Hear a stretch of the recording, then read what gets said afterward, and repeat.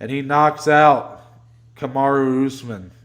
Round 5, 4 minutes, 4 seconds in. That's right in the last minute of the fight. Um, Pretty clear decision victory was what Kamaru was en route to doing here. He was up 3-1 on all the judges' scorecards before this moment. Probably was going to take round 5 if obviously what happened didn't happen. Just looked like another victory for Kamaru. You know, Leon had a very solid first round, but ultimately, Kamaru looked like he was the more had better cardio, I guess, for this moment. Looked like his implementation of his attack was very smart, using a lot of clinching, a lot of takedowns. Even kind of getting the better on the feet at times, like just having more power. He just seemed to Hmm. be affecting Leon with the body work and mixing it up, going to the head. Um, but then one of the craziest things of all time happens. Right when you kind of started to just assume the fight was over, Leon throws one of the nastiest head kicks. Doesn't even aim it for the head. Kamaru straight up leans into it. Sort of like what happened with Cruz Vera just a week ago. And it knocks him out cold. He slayed the beast. The pound for pound best in the world knocked out cold. Anderson Silva's record is safe. I'm sure for Dominic that is quite the high note for this. Um, Give me your thoughts as you watch this fight, Dom. I know it's hard to even remember probably the earlier rounds, but as you watched round 1 where Leon had a lot of success and then the way the rest of the fight went, what was going through your mind, and maybe even talk about kind of what you were predicting before the fight. Yeah, so I did think before the fight, I had just a weird gut feeling that like Leon would somehow pull out a decision. But then as the fight started, obviously we know he had the great round one. He even had a takedown, had Kamaru in the body triangle, working for the rear naked choke for about a minute and a half. So it was quite impressive. He goes up 1-0, but then Kamaru really just gained control slowly but surely, round by round, more and more, 2, 3, and 4. He was doing his thing. I mean, he looked okay on the feet. He was pressing forward with his pace and pressure, forcing Leon up against the fence, using his clinching.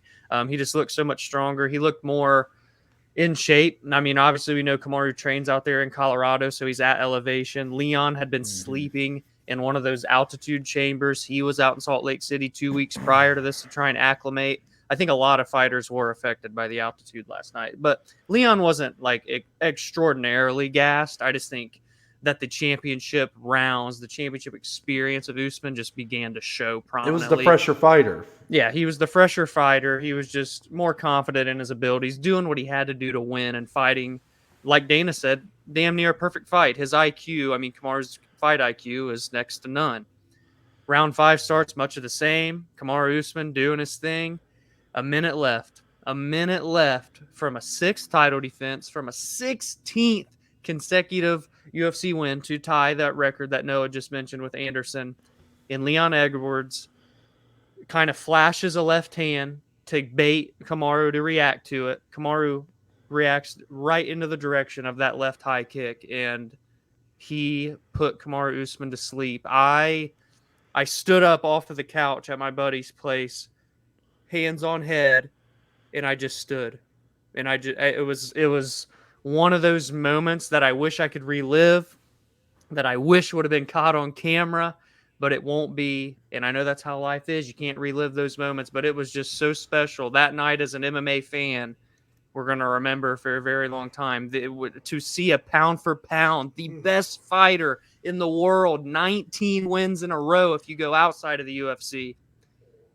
And he was put to sleep by Leon Edwards, a guy that had fought and died, scratched and clawed his way to get back to the, or not to get back, but to get to that title shot for so long that so many people had been calling for.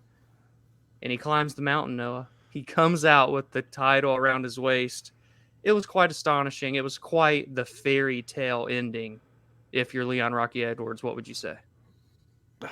I mean, completely living up to his nickname there with the Yeah. Rocky. Yeah. I was seeing some really great videos going around online with the Rocky music thrown in. I mean, Mm-mm-mm. it felt like a movie. I mean, you listen to the commentary, who I think did a great job on this fight, by the way.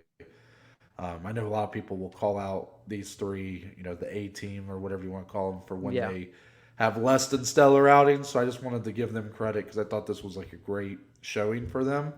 But they were essentially, and they even admitted this afterwards, they were kind of writing Leon's obituary. They were Mm-hmm. sort of saying, it's a moral victory to just go to a decision for him at this point, and how Yeah. defeated he looked. Dean Thomas had a lot of people kind of throwing a lot of crap at him on Twitter Yeah. due to his analysis of Leon not being able to look his coaches in the eyes in between rounds, almost as a look of defeat, that he was ashamed of the performance he had given. And I think there's maybe too much crap being piled on Dean Thomas. I mean, come on, he's just given a take. Just because it ended up proving wrong, I guess. I mean, it did look like Leon was all but done. Like, he Yeah. just didn't look like there was much left. Yeah.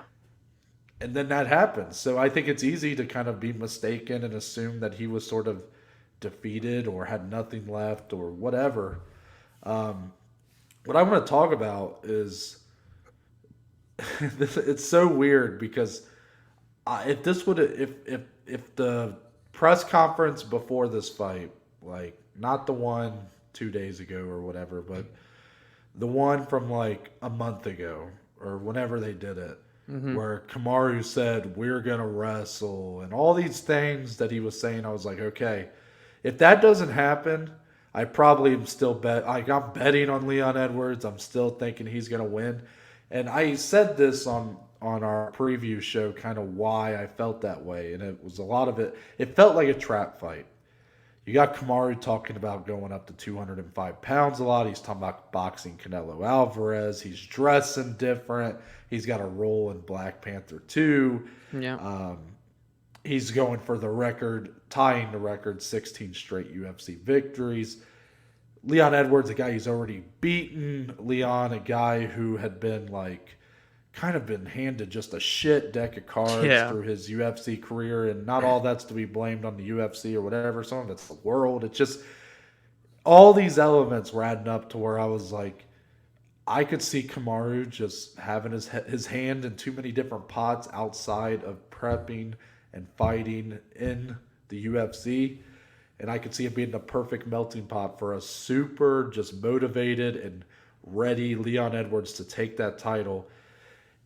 And that's really not what happened at all. That's really not what happened at all. Despite the fact that Leon Edwards got this victory, Mm-hmm. you watch the fight. That's not the way it played out. Kamaru Usman looked sharp. Yes, round one. Leon, even though I'm not going to pretend like this knockout was like a Hail Mary. I mean, it was in a way. But Leon had more success against Kamaru than most have. You Yeah. look at that round one. That was the first time Kamaru's ever been on his back in the UFC. Ever.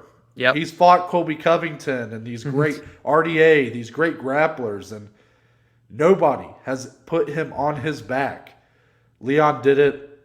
And kept him there. I think kept him there. Had Yeah. the back. Had Yeah. him.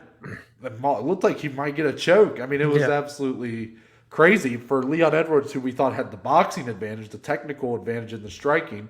Nobody thought he was going to get it done this way. But obviously, Kamaru, pretty good defense on his back, so he's able to get through the round. And then 2 through 4, and even most of 5, was really what we thought this fight could be. And it was Kamaru just playing a very smart fight, a lot of clinching, not allowing a lot of distance between him and Edwards.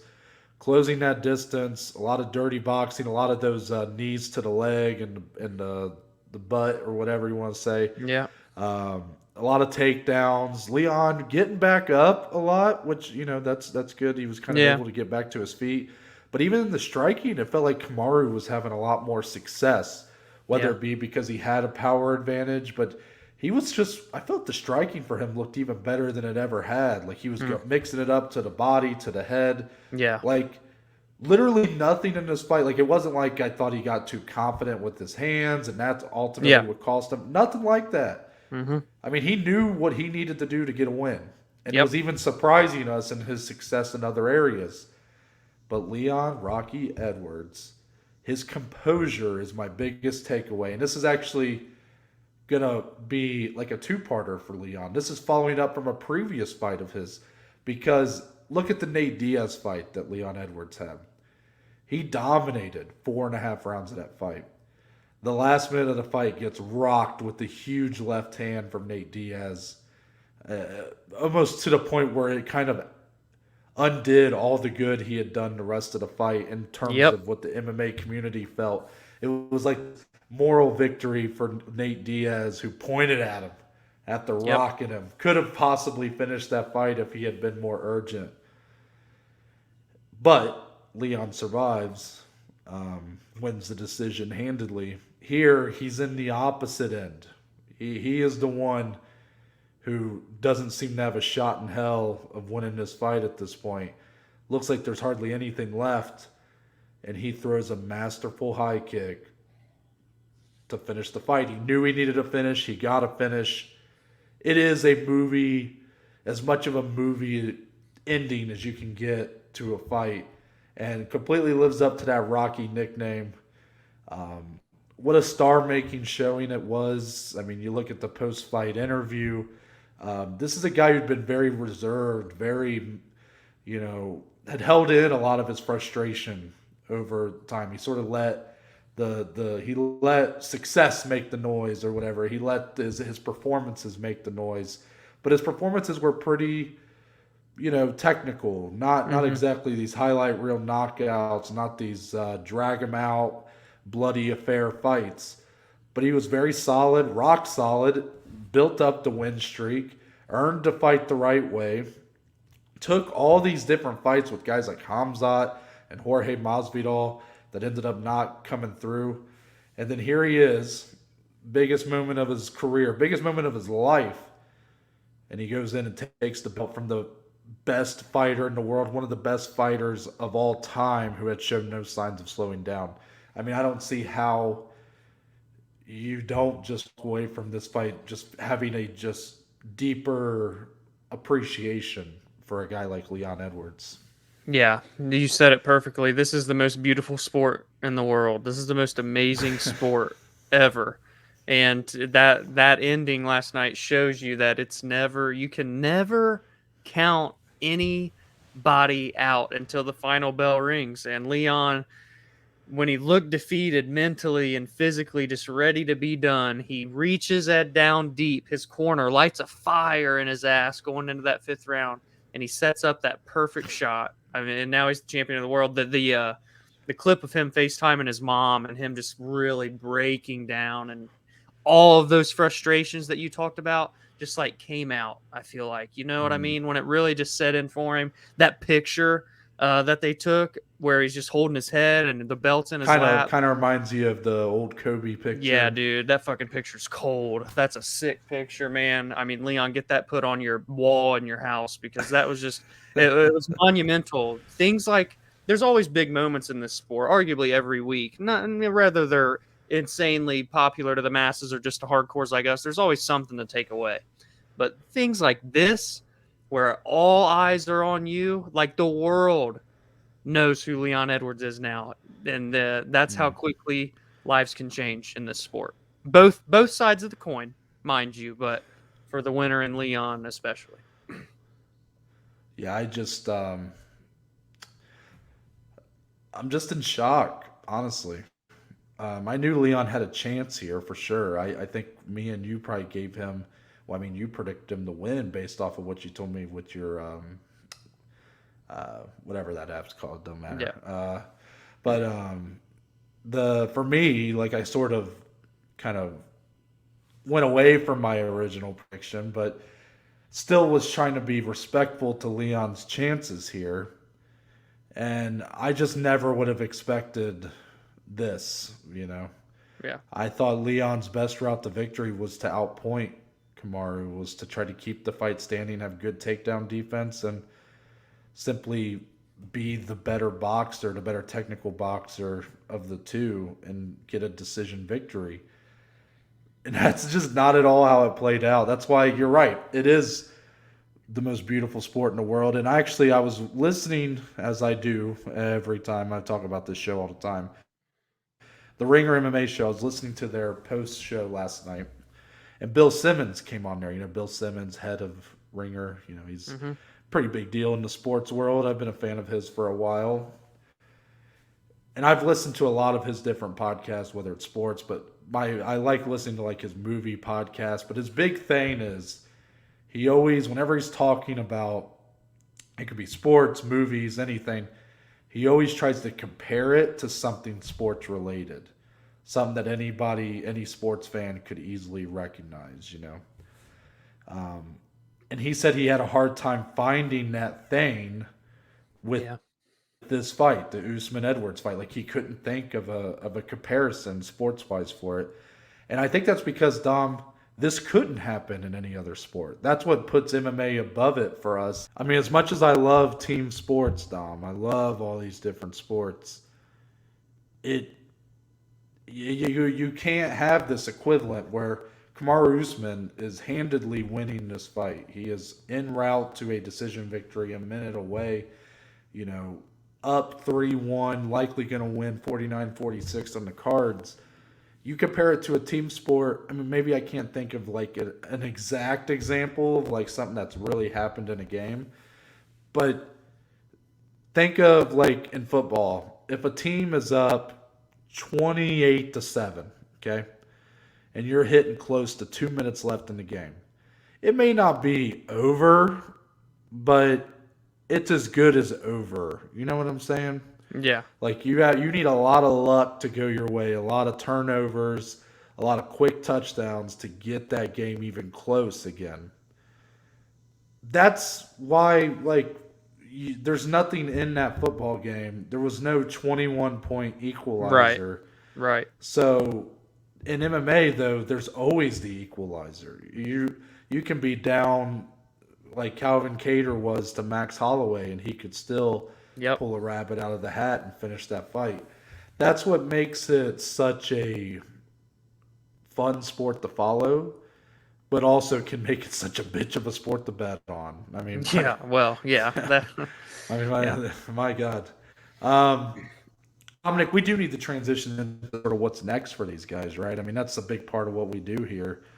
I know it, like, I'm not even sure if the mat and the octagon at Salt Lake City's cold from these two fighting yet, and it was such a big moment, but there's a clear direction here. You got to do the trilogy in Wembley. I mean, Dana mentioned Wembley as a potential location for a trilogy fight, and I'm really happy that Dana's on board with that. I mean, I know Dana may not be calling as much shots as he used to, but I do think he still obviously has some Yes. quite a bit of pull. Um, but look at the fact that the fight was in Salt Lake City, Utah. It's the UFC are very much at this point. They'll take the show anywhere, and they'll build the cards around the shows. They don't necessarily sure, they're going to be in Brazil in January, so they want to put some Brazilian champions or challengers on that Mm-hmm. card. Same with Australia in February, I believe, is when they're planning to go there. But most of the time, you have these shows in Texas or in California or in New York, and Israel Adesanya versus Alex Pereira is going to headline at MSG, but neither guy really has that kind of connection to New York, but it's just a big fight and Yeah. it's a big venue, so they're going to put it there. I'm glad though that he wants the trilogy bout to be at a stadium like that, because to me it's a massive fight now. I mean, it's a massive fight because despite Leon's success in round one and obviously getting the highlight reel KO, there's a lot of questions on if he can replicate that kind of performance or even just put it all together for 5 rounds to beat Kamaru a second time. Then you look at Kamaru, who has to come back from such a brutal knockout. Mm-hmm.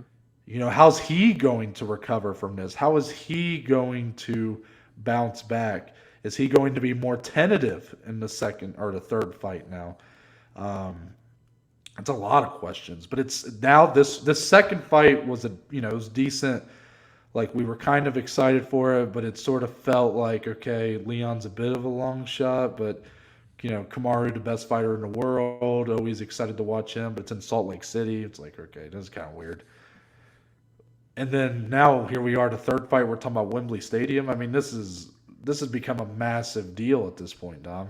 Yeah, that would be crazy for the UFC to go do a stadium like Wembley. I mean, that would, I'm pretty sure, break the records of what they've done in Australia. I think Wembley is some sort of crazy number of people. Like, I don't even know, maybe even 90, I think it can get to, which is just insane if the UFC were to do that. And what a story if your headliner is Leon Edwards when you look at the road it took for him to get here. And you're telling me that just maybe his next fight could be a sellout crowd in his homeland in Wembley Stadium, one of the most miraculous stadiums in the world, outdoor stadiums.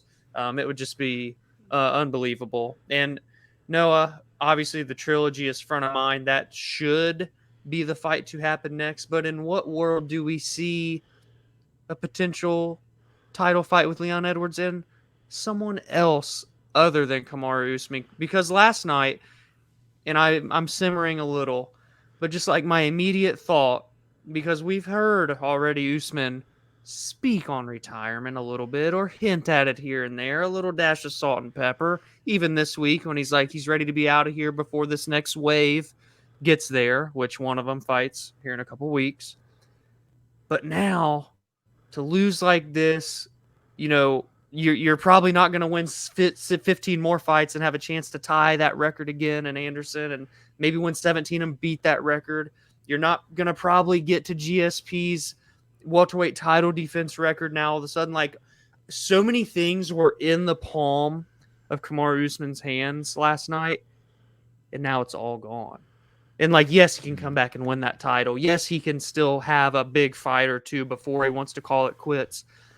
But does he want to go through all of it again?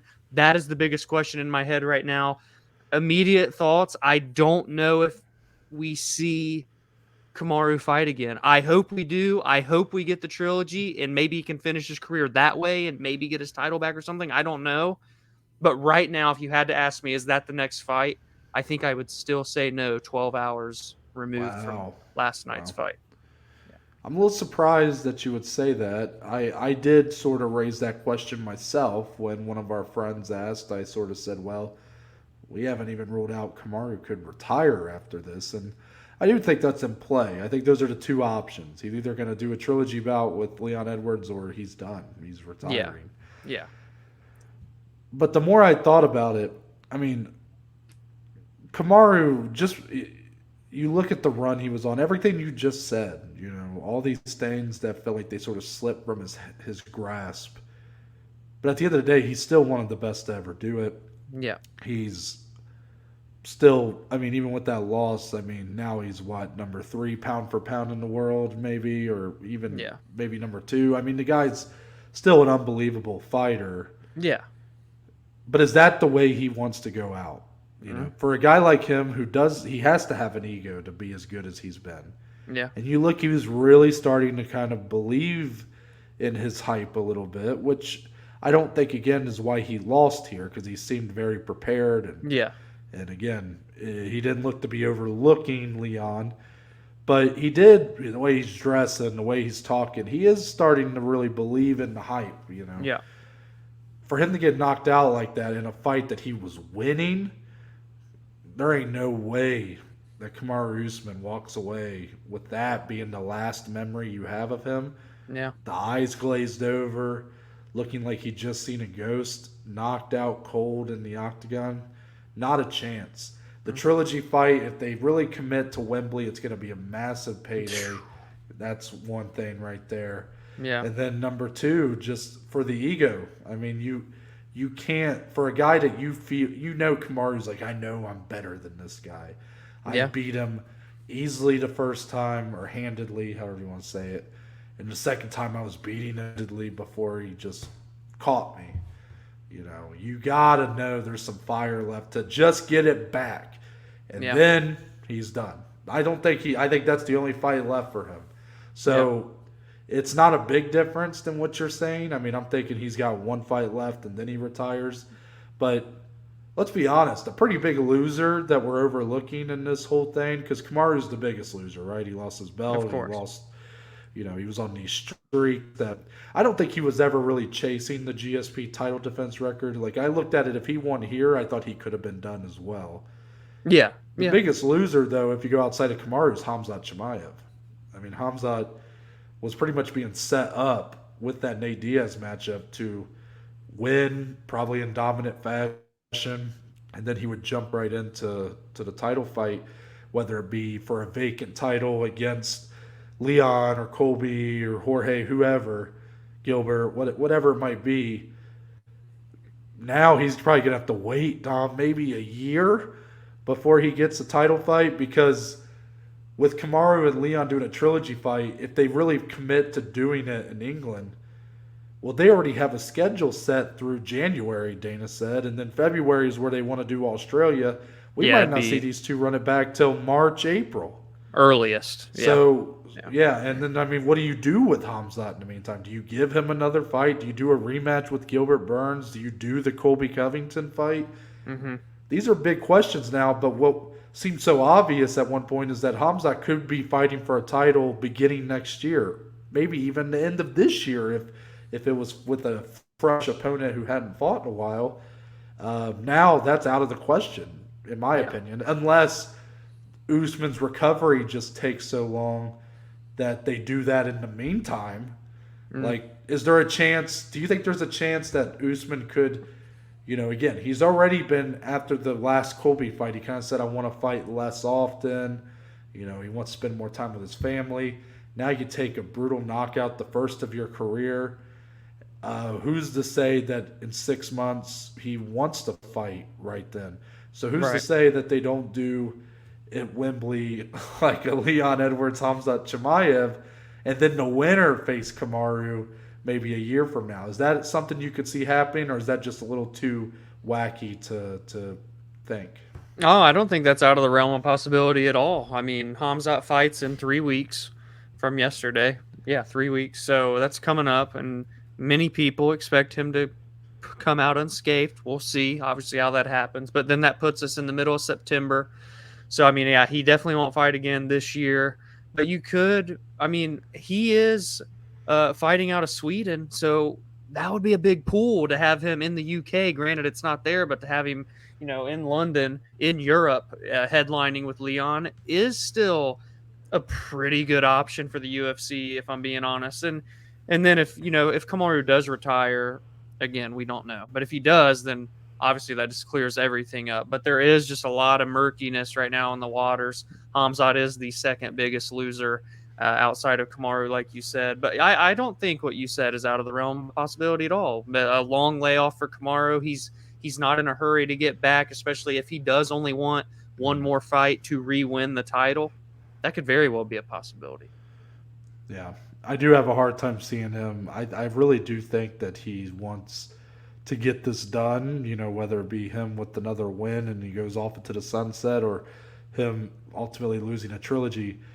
I'm not saying he's running away from him, but I just don't think that matchup is in the cards for him. Let's put it that way. Yeah, yeah.